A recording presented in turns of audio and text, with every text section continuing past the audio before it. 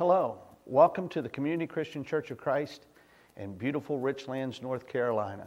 As you look around our facility and our auditorium, it is obvious that the only thing that is missing is you. We do welcome you to our service, to our fellowship. If you would walk through our doors, you would find that there's something here for people of all backgrounds, all ages, and regardless where you are on your journey and your relationship with Jesus, we believe that this is the place for you. We offer education, teaching, and training to help equip and prepare people for the works of ministry. We're also helping you on your journey to get to know Jesus better. We have here a wonderful group of people who will welcome you with a smile, a hug, and a handshake. Again, anytime that you are around the Richlands, North Carolina area, we welcome you to come visit with us. All right, we're going to jump right in. Ecclesiastes chapter 2. Ecclesiastes chapter 2. Again, for those of you, just kind of update you, the way you should look at this text, or a way you could look at the text, is that Solomon is running an experiment. It's a test. And in this experiment, in high school we would call it, he's doing a lab. He's taking the information that he has, the knowledge and the wisdom, and he is trying to gather up where happiness comes from and what the meaning of life is and the purpose of existence. And so he's pursuing all these things that we can get caught up in. In fact, I don't think it's just a male issue. I think it can be both male and female. And that you sometimes can wrap up your who you are and your purpose on your productivity as opposed to being recognized in the fact that you're a child of the living God. I had a professor, Don Cooper. I actually pray for Don. He's getting up in years. Don just completed a book. We've been after Don to write a book for many, many years, and to see that book come to completion, it's a joy to know that we have a part of him forever, and be able to study his research. Last week, Don sent me, this was my professor at college, he sent me all his notes that he has taken for 50 years. And you talk about joy, to be able to go on a computer and to get all those notes just like that. Because I took those notes in those classes, and when I was falling asleep, there'd be chicken scratches. And now I have them. I have them all. And he used to make certain statements consistently. And sometimes he would begin to make a statement that you could finish the statement. And I realized after sitting under Don for 5 years, it wasn't that Don was forgetful, it wasn't that Don was redundant. Don was emphasizing certain things that it would seep into our brain. And there is something to be said with repetition. I know they don't teach that way a lot anymore. It did help me as a kid. I won't speak for everyone, but for me it helped. Flashcards. And the teacher would stand up and you would do the flashcards, and we would memorize those multiplication tables. Did you guys have to do that? And I found that those repetition of memorizing, those have stuck with me my whole life. And Don would say this repetitively.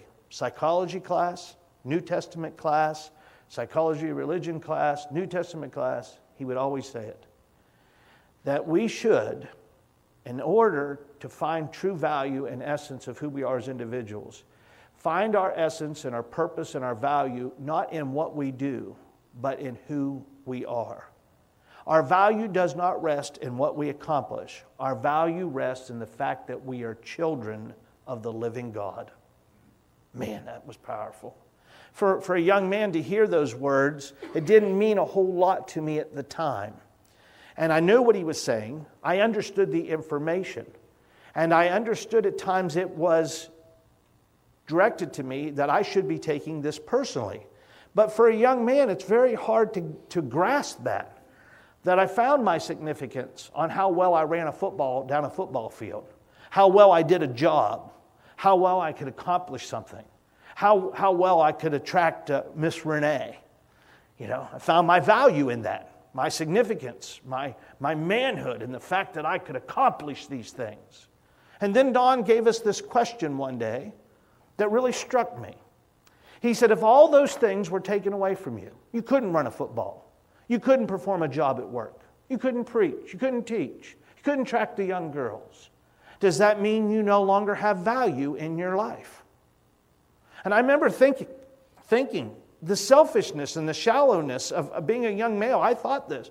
I thought, man, if I couldn't do those things, what would be the purpose of living if I can't do those things? And he went on to teach and really showed that there's more to us and value that in all of us. The most intimate time I had with my biological father was when he was dying with cancer. He was given 6 months. And in those 6 months, I learned more about my dad in those 6 months than I did in 30, almost 40 some years with him. He shared things with me. He was no longer able to go out and work like he used to. He was no longer able to do the things and perform like he used to. But those moments are the most precious times I ever had with my dad. And I'm going to share that with you. Because Solomon is saying, he's running this test. I've looked for excitement. I looked for the happiness of life and all these things. And let's just go down to the last few verses of chapter 2. I want to go to verse 24. Then we'll go back to verse 1. There's nothing better for a person than that he should eat and drink and find enjoyment in his toil. That's Bible. Even Paul says that the hardworking farmer should be the first to take the pleasure in his produce. Should get the first of that. And so Solomon understands that there is nothing better than having a job well done. And that you should be able to enjoy yourself, to eat and to drink and find enjoyment in all your work. I like that he uses the word toil there. This also I saw is from the hand of God. For apart from him, there it is. The condition. That if you really want fulfillment, it comes from verse 25. For apart from him, who can eat or who can have enjoyment? What's the answer? No one. Because it's temporary. It's short-lived. I mean, how many know? I've seen people. I can't remember last year I looked up. I just thought I'll take a look. Ohio State was playing in the national championship football game last year. Take that, SEC. But I looked it up and I thought, man, I think I'll go down and maybe Sam and I will go down and watch the national football game. The cheapest ticket I could find was $1,500. That was the cheapest. I don't know how people, I'm like, how do people afford that? How do you pay $1,500? And that's just for the ticket. And that's way up in the nosebleed section. And I think about people who put those things on their credit card. Now, what did it cost to get from Ohio down? Where did it play? Georgia last year? I can't remember. Or New Orleans, maybe? One of the two. Well, that's a big trip from Ohio to Georgia or New Orleans. You got to pay a plane ticket. You got to pay for a hotel. You got to pay for the restaurant. And how people get all invested in that. And so for the Ohio State fans that went down there, they won. They won. And I imagine for the next 20, 30 minutes after that game, they were excited that they won. But on Monday, they still had to go back to work again. And now they even got to work harder to pay for everything that they had to just spend. Now, I'm not saying you can't do things like that. I'm not saying you shouldn't have fun. I'm not saying you can't enjoy life. I'm just saying it's temporary. What if they would have lost? I know guys. I have friends like this. Their team loses on Sunday. They can't perform on Monday. Their whole week is shot. I'm telling you, your entire enjoyment. I don't know if you know this or not. Do you know the greatest time of the year for women to be abused is during the Super Bowl? More women are abused on that day than any other day of the calendar in the United States. During the Super Bowl. Why? Money spent, gambling, their team lost, whatever the case might be. Meaning that happiness is short-lived. It is temporary. Think about how excited you were. I think about the day when I graduated and got my diploma. I mean, I worked hard for that thing. Family came, got that diploma, couldn't wait, woohoo! And now it collects dust. And so he's asking the question, he said, for apart from him, who can eat or who can have enjoyment? The answer is no one, because it's short-lived. Verse 26. For to one who pleases him, God has given wisdom and knowledge and what? Joy. I like your translation there. What is that? What is that translation? Oh, this is the NIV. NIV. So it actually translates it happiness there. All right. Has given him wisdom, knowledge, and joy, but to the sinner he has given the business of gathering and collecting, only to do what? Only to give to one who pleases God. This is also vanity and striving after the wind. I saw in some of the line of work that I did outside of ministry, I had to deal with, for a couple of years of my life, I don't want to go in too deep, but I did a lot of investigating and finding bad guys. Let's put it that way. All right, doing psychological testing and assessment, and it got real negative in my life because I got around people that were bad constantly, and that gives you a really bad outlook on life. And I started to think everybody is wicked.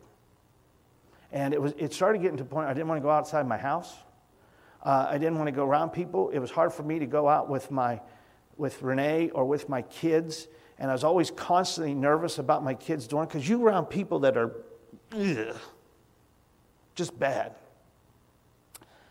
And I looked at these people's lives and I see the unfulfillment. And I realized I'm not trying to be hateful or hurtful. I'm just trying to get you to see a perspective. Let me tell you what I began to see. The average person that I saw, their only ambition in life was to work 40 to 50 hours a week, that they could buy 2 cases of beer, a carton of cigarettes, and be broke by Monday morning and go out and do it all over again. And I'm like, that's it? That's your purpose and meaning to life? It's empty. It's shallow. There's no fulfillment, and they're always miserable. There's no contentment. There's no joy. Why? What's the missing? What's any different than you? And when I look around, what I find out is a person who is happy and a person unhappy, there's really no difference in their income. There's no difference in their geography. It's no difference in past family life or past family experience. Let me share you something. I'll give you a little bit ahead of time. In December, we're going to look at the Gospel of Matthew, and particularly a section that most of you, like myself, would say, oh, that is so boring. Ugh. It's the genealogy. Matthew chapter 1. And I begin to dive into that genealogy, and it just absolutely amazes me how Jesus, not only did he have to deal with living in this world in the day and time he lived, but he also had to deal with all his family tree. And it is not good at all. There are things in Jesus' family tree, if you really knew it, you would think, how in the world could he come from that family tree and still be Jesus? Because your family tree does not determine who you are. Your family past does not determine your present. And I've come to find out there are people who have bad family trees. People have good family trees. All of us have somebody in our family tree we're just a little bit embarrassed of. But what I find out, we all have the same type of family problems. We have the same geography. We have the same struggles. We have the same bills. We have the same diseases, the same sicknesses, the same temptations, all of it. Why is one person happy and one person miserable? And Solomon says that the secret to joy, the secret to happiness by your text, is that you are in fellowship with God. That's the only difference. And that you have a peace that passes understanding. You have a satisfaction, a contentment. And that if there's a part of your life that comes apart, you're not coming apart. It's that part of your life is something that has to be dealt with. So here's the experiment. Chapter 2, verse 1. I said in my heart. Now, if you guys write in your Bibles or highlight things, yesterday morning, as I'm looking over this text, every time you go back and study something, different things will pop out and appear to you. I was stunned how many times the first person pronoun, my, my heart, what I want. And it's very selfishness. It's very self-centered. And this is what he's going to do for his happiness, and this is what I want. Watch it. I said in my heart. So he's saying to himself, come now, I will test you. Who you? Who's the you? Who's he testing? Himself. You ever test yourself?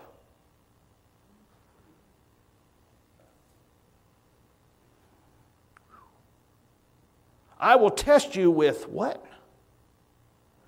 With pleasure. Enjoy yourself. I was thinking about pulling in the parking lot at home tonight in a brand new Maserati. And Renee come out and say, what are you doing? I'm testing myself. I want to know if I can handle the pleasure. I just want to see if I can stay under 65 in this thing. You remember old Sammy Hagar, I can't drive 55? I'm just going to test myself, I'm going to test you with pleasure and enjoy yourself. But behold, this also is vanity. I said of laughter, it is mad. And of pleasure, what use is it? I searched with my heart how to cheer my body. This is really not what the text is dealing with, but in a roundabout way it is. He's going to come to the conclusion. What I find out is the people who often focus on trying to make themselves happy aren't. Any of you ever experienced loneliness? I don't mind if you share. It's all right to share. You ever been lonely? I've been lonely. Worst night ever in my life was in a laundromat. Laid between a wash machine and a dryer, bawling. I was so lonely. And I was like, God, I just bawled that night in a laundromat. Got all that stuff all over me. I didn't care. It's just hit. I don't know if you know what I mean by hit bottom. I hit bottom. And I remember saying, I'm so lonely. And I just remember saying, God, I just need somebody in my life. And through the process of growing development, I realized I couldn't have anybody in my life because I wasn't a candidate to have anybody in my life. And no one could come into my life and make me happy. I had to get myself right with God, and then I could become a candidate in my life for a relationship. But I can tell you this, I would not wish loneliness on anybody, not even my worst enemy. Loneliness has got to be one of the worst things you can ever experience.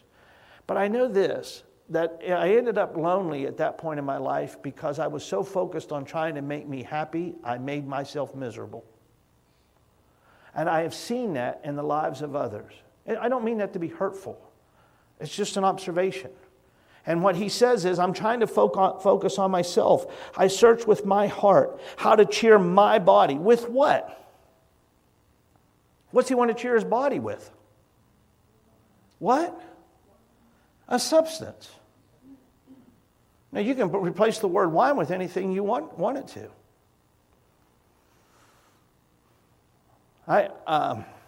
You can do with this what you want. I was never into narcotics. That was just not my thing. I liked alcohol, and I liked it a lot. But narcotics and that type of thing was not my thing. But I'm sitting in a car one night with a bunch of my buddies, and they decide they're going to smoke marijuana. And they're smoking marijuana, and they're passing around, and I'm like, no, I don't want any of that. I don't make me any better or worse than them. I'm just trying to give you the count of the story. Was in a Chevette, a 1983 Chevette. Anybody remember a Chevette? Oh, I was. So when I had to be tested for things I did, they asked me if I'd ever done drugs. Well, I had to say yes, but I didn't. But I said yes because in my mind, I had. All right. Well, so I get out of there. And I asked my buddies later, I said, I don't understand why you do that. I don't get it. I don't. I understand you get a temporary thing, but eventually that wears off and you got to be you and you got to deal with all that problems again. My dad used to say this to me when he'd catch me drinking. He said, son, all you're doing is irrigating your problems. I'm like, Dad, you mean irritating? He said, no, I don't. I mean you're irrigating them. I said, Dad, you mean irritate? He said, I don't. You're irrigating your problems because all you're doing is producing more. He was right. So Solomon says, I said in my heart, I will make my, here, I'll try to, and I see people all the time trying to fulfill a spiritual void with narcotics and things of this world. You cannot do it. A chemical cannot fulfill your heart with joy and contentment. I tried to cheer my body. I tried to cheer my heart, still guiding me with wisdom and how to lay hold on folly till I might see what was good for the children of man to do under heaven during the few days of their life. Now, let me ask you, how true is that? How many days do you think you have? They're few. In the grand scheme of things, they are few. I was at a youth revival once. I don't have anything in here.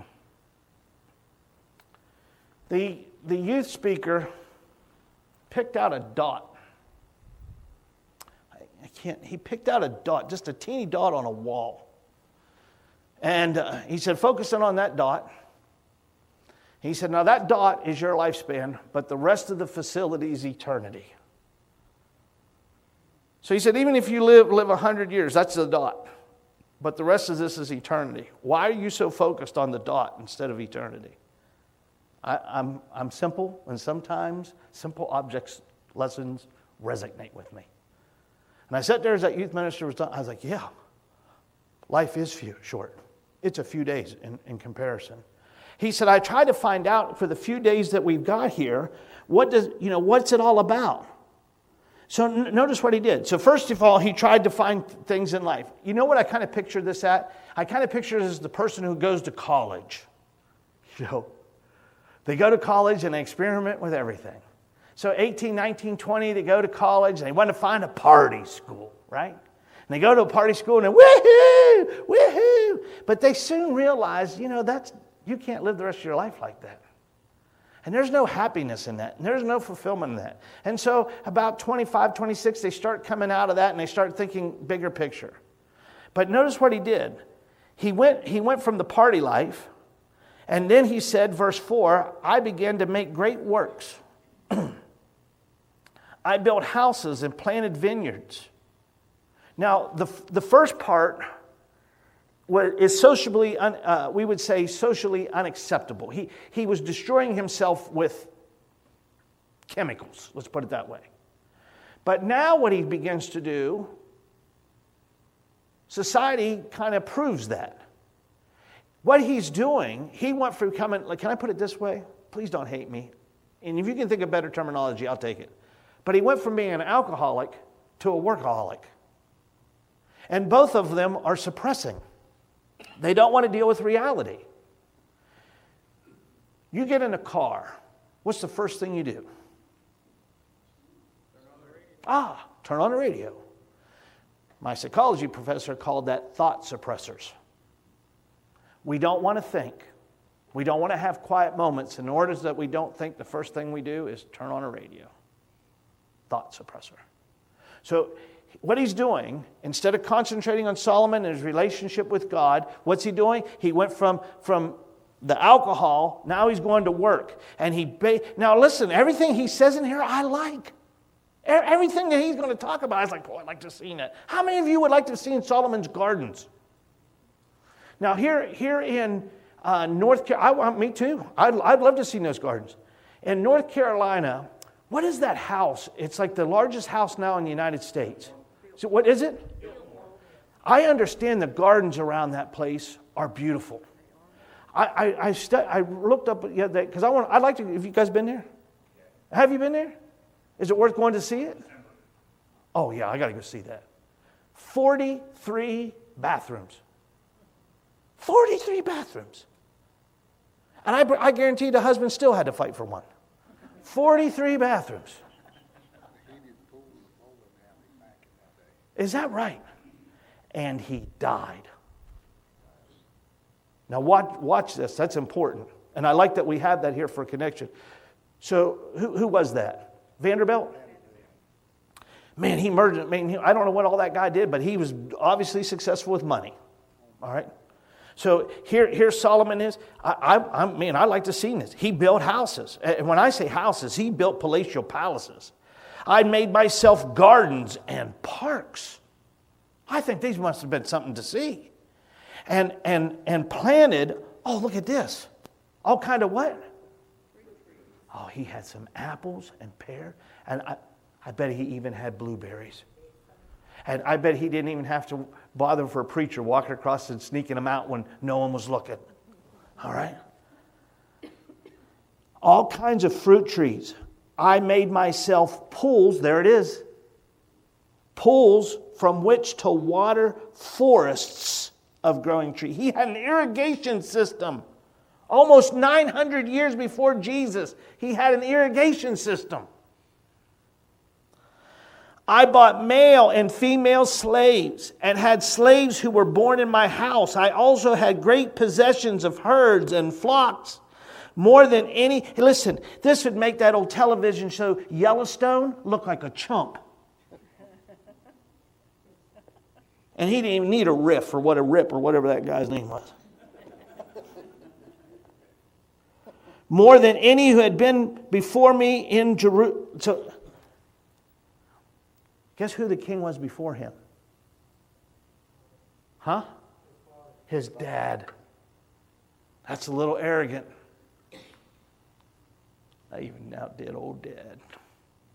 Dad was pretty good. But Dad didn't accomplish things I did.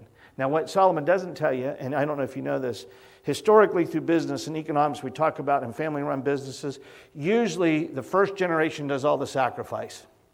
And this first generation lays the foundation. The second generation expands it and takes it further than the first generation could ever dream. You know what the third generation does? Kills it. And guess what happened? It's no different. David laid the foundation, Solomon expanded it, Rehoboam destroyed it. And he was a very not good person. So I expanded it. I gathered myself, verse 8, I had gathered for myself silver and gold and treasures of kings and provinces. Just to point out to you, he's still considered today, in today's standard, the wealthiest person who's ever lived.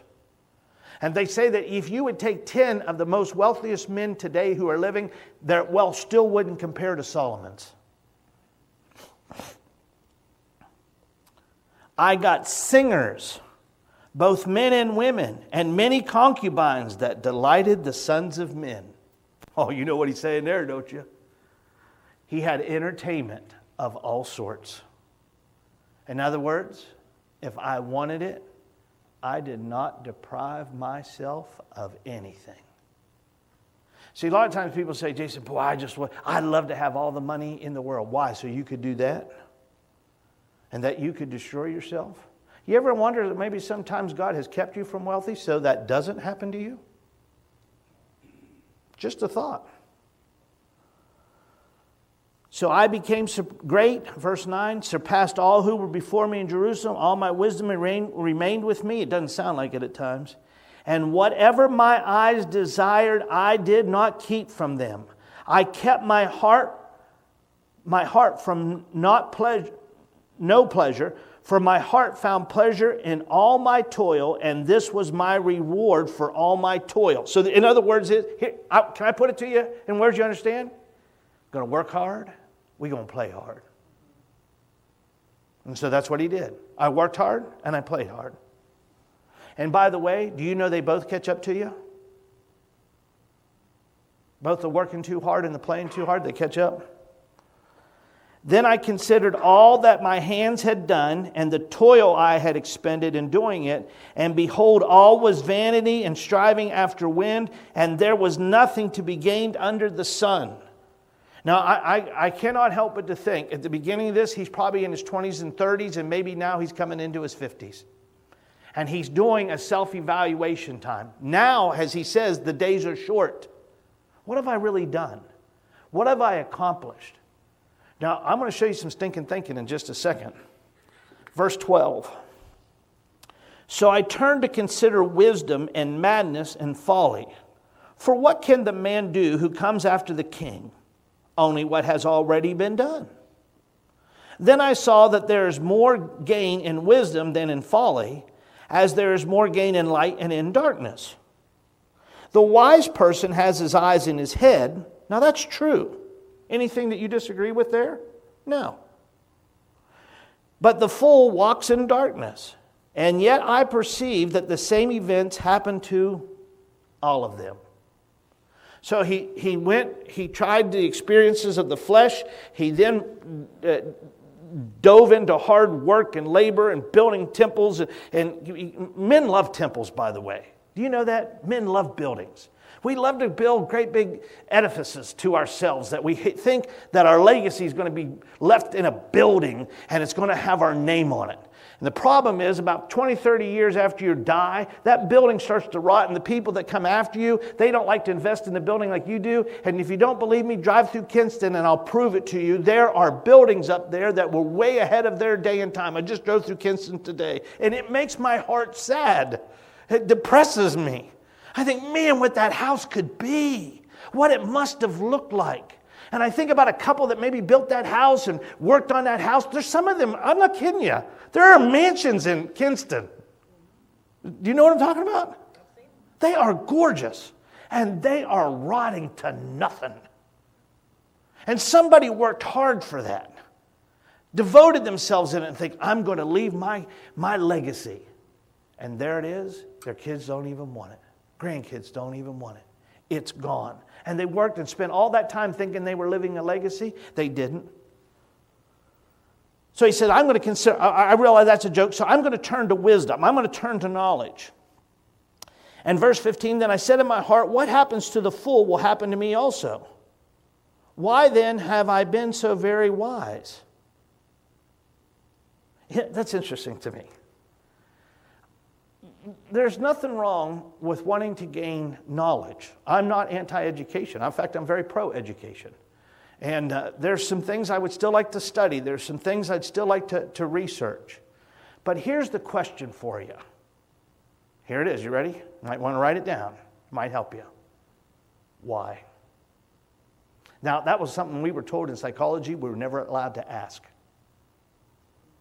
We were never allowed to ask that. We were never allowed to begin a question with the word why. Because if they knew the why, they wouldn't be there. So it's your job to draw out the why, but you want to find the why, but you can ask any question you want to, but you can't start it with why.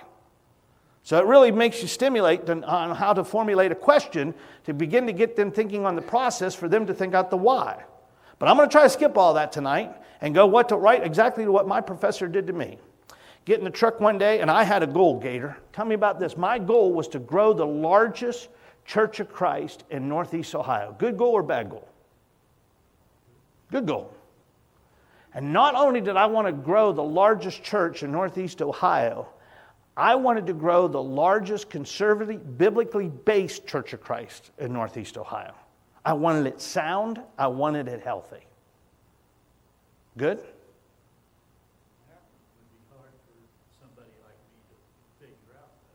No, I think you're doing a good job. And then my psychology professor comes to speak for me one night. It's packed. 1,200 people. I couldn't wait for him to pull in. I'm his protege. I'm his disciple. He's trained me. He pulls in. 1,200 people in the parking lot on a Sunday night. Oh, man, it's great. Packed. And he's going to come in and speak. We got speakers. We got screens. It's beautiful. And you ought to see it now. It's 10 times better now than when I was there. It's really gorgeous now. So he pulls in. After he said, let's go get a burger. Now, that don't mean much to you, but it means a lot to me because he would say that to me frequently in college. Let's go get a burger. And what that means is I'm going to counsel you for the next 20 minutes from here till we get to the burger stand. Because he knew I was never going to come in and sit down and counsel with him, which I wouldn't have. But he jumps up in the truck. I'll go get in a pickup truck and talk in a pickup truck, but I'm not going in to sit down and counsel him. And I'm like, I don't want to get a burger tonight. I want you to say, man, look what you're doing. I don't know. Good boy. Yes, you are. Yeah, that's what I want. Jason, of all the students we had, you're the best. That's what I want, right? I want all the affirmation. So we get in the truck, we go down the truck, and he said, no, what are you doing? What are you doing here? What are you doing with this? Oh, I said, oh, man. I said, brother, I'm going to double this. And we're going to do this, we're going to build that. I'm telling you, I've got vision dreams that you can't even imagine. I mean, I got in my head helicopters with presidents coming down and landing, coming to church at our church. I've got dreams, man. And I'm telling him we're going to do this. And then he says, well, let me ask you a question, which is all counseling things that I've been through, and I know when he's doing it. I said, all right, ask me a question. Now, why? I'm like, you want to read your Bible? How about the book of Acts? Where you went out and win people and everybody gets to go to heaven. Does that ring a bell? What do you mean, why? He said, I'm just asking you, well, why? I said, because I want to grow the largest church, conservative, show people you can grow a church and still be biblically sound. Why? Because, I hear all these things, you can't grow a big church. If you grow a big church, it must be liberal, it must be taking shortcuts, it's cutting corners, and I want to prove to people that what people are truly interested in is in the gospel.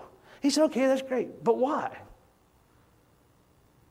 And what he was trying to get to was what was at the center of my motivation. And I can tell you the motivation after he started digging wasn't very good. I didn't realize it, but he dug it out of me. And the motivation, the bottom line was I was just wanting to prove to other people it could be done. Now, don't get me wrong, I wanted people to go to heaven. But the bottom line, the motivation was driving me was I was going to show people you could have a big church and be doctrinally sound. That's not good motivation.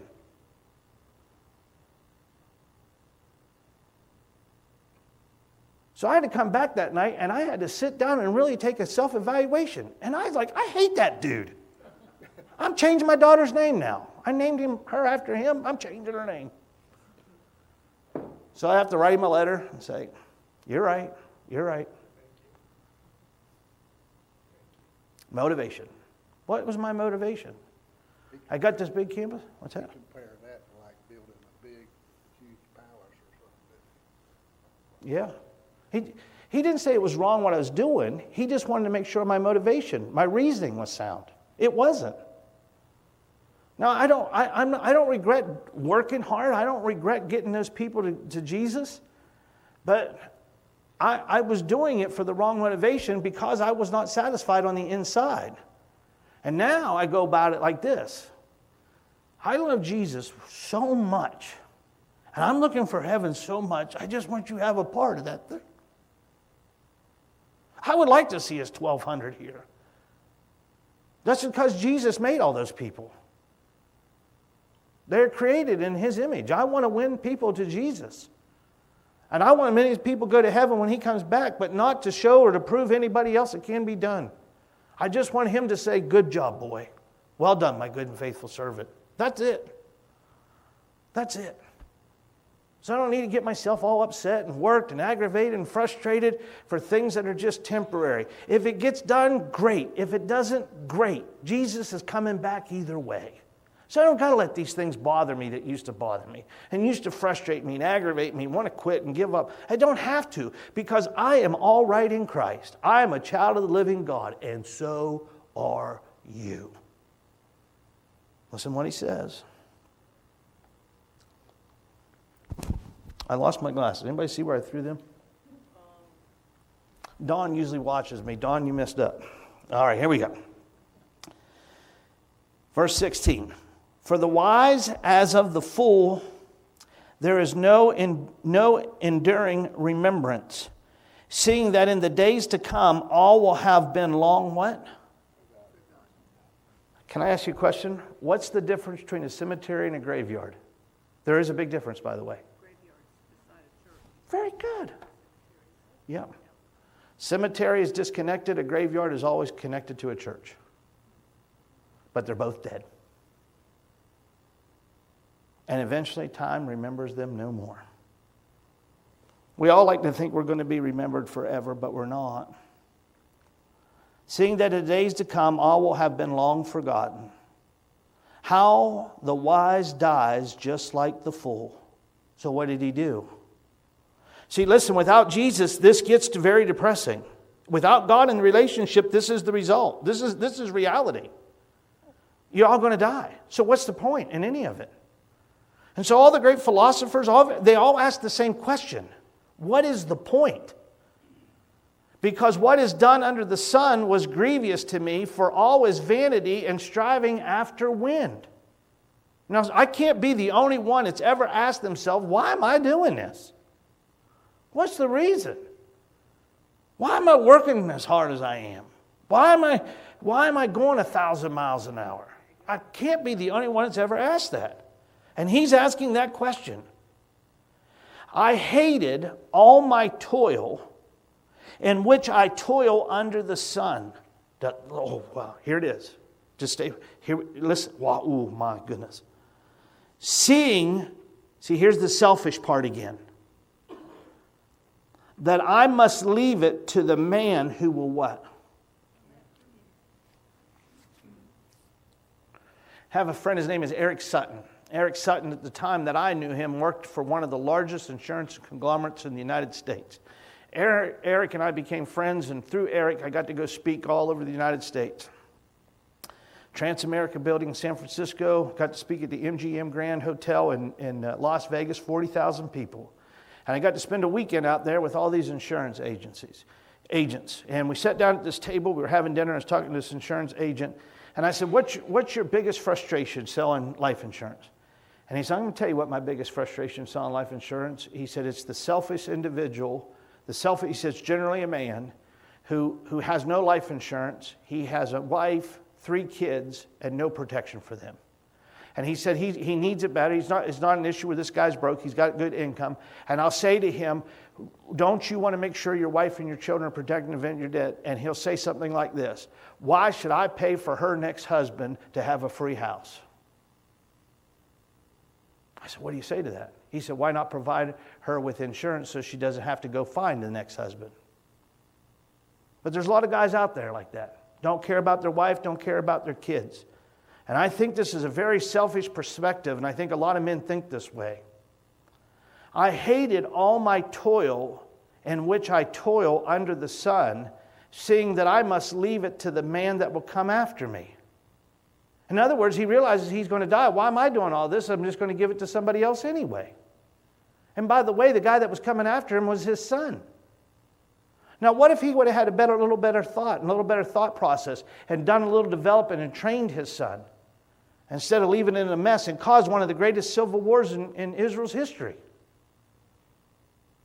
Why am I doing this? It's just going to come out for the person coming after me. And who knows whether he will be wise or a fool? My grandfather was a wicked man. He was a wicked man. He was stingy, he was greedy, he was abusive, he was violent. He knew how to make money, and he didn't mind ripping off anybody he ripped off. You ever seen It's a Wonderful Life with Jim Stewart and Mr. Potter? That was my grandpa. And during the Great Depression, New Waterford banking system, there was a run on the bank. And during that time, New Waterford Bank came to my grandfather and asked him for a loan to float them through the Great Depression. And he kept the bank in existence. Before my grandfather died, he said to my dad and his brothers, he said, I hate to come back in 10 years after I'm dead and gone and see what you guys have done to this business. Now, I'll tell you what they did with that business. They dissolved it. Do you know why they dissolved it? Because they couldn't stand how their dad treated them. And he gave a self-fulfilling prophecy. He kept telling them they would ruin it, so guess what they did? They ruined it. Solomon said, I don't know if the guy that's going to come after me is wise or a fool. The one that came after him was a fool, and it was his own son. Maybe if Solomon would have spent more time with his family and training and develop his boys instead of out running experiments, maybe there would have been a different result. Just a thought. Yet he will be master of all that which I toiled and used wisdom under the sun. This also is vanity, so I turned about and gave my heart up to despair over all the toils of my labors under the sun, because sometimes a person who has toiled with wisdom and knowledge and skill must leave everything to be enjoyed by someone who did not toil for it. This also is vanity and a great evil.